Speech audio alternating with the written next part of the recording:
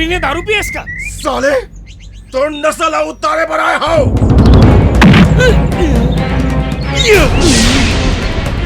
ले साले फोन लगा, चलिए फोन लगा, फोन लगा। कोमल फोन लगा।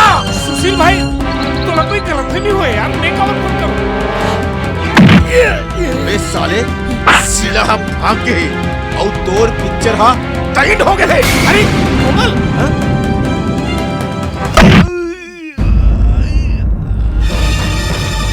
सुशील तोला लगेगा भाई।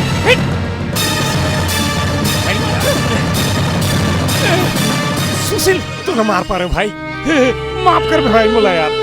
मी तुला नहीं मारते हो ना तो ते मला मार देतेस, पुण्य असून तू देतेस भाई। देखिए भाई तुला मारना बहुत जरूरी है इसे। कौन से पूर्वी हो ये ना ये तो मार पा रहे यार। नहीं नहीं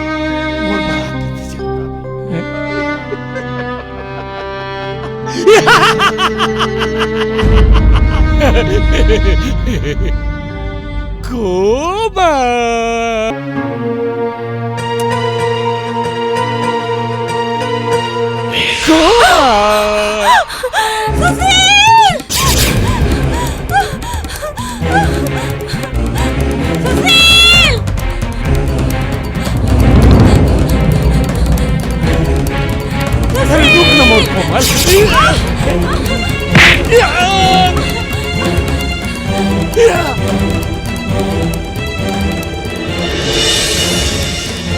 कोमल कोमल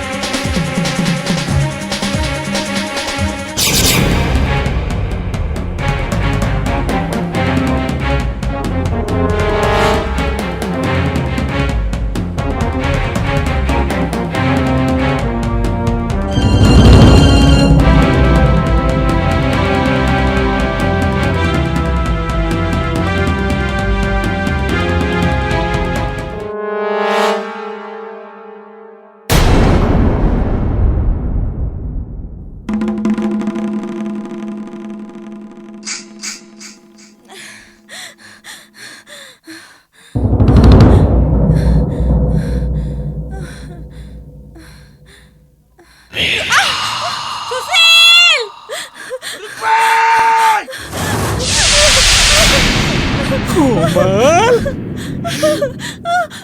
मुझसे आंख भी चोली काबर खेला था कोमल।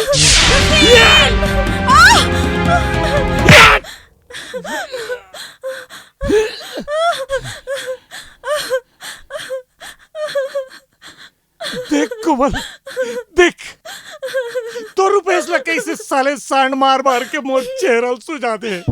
देख फिर मैं हुक्म नहीं हो, निपटा दे उस साले ला, निपटा दे। मैं जानत हूँ तेना सुशील के साथ ब्याह करके खुश नहीं है। मैं सब ठीक कर दूँ। आ कोमल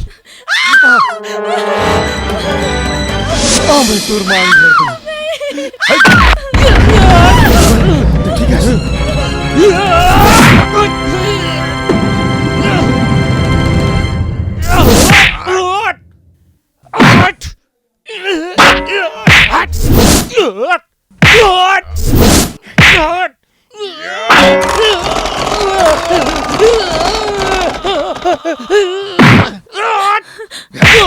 सुशील कभी छोड़ मत।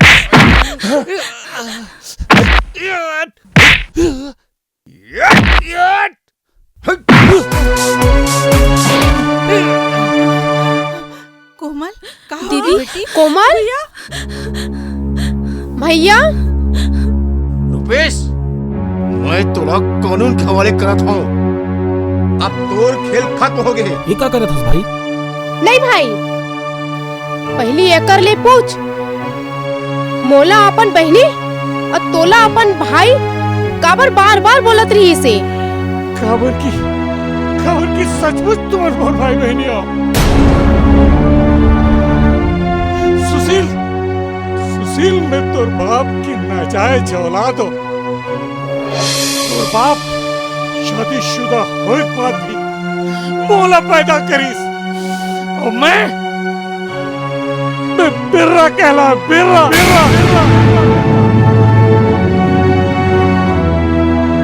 वो दिन मोर महतारी ला मोर बाप ओकर हक देवर भी तैयार हो गई सी।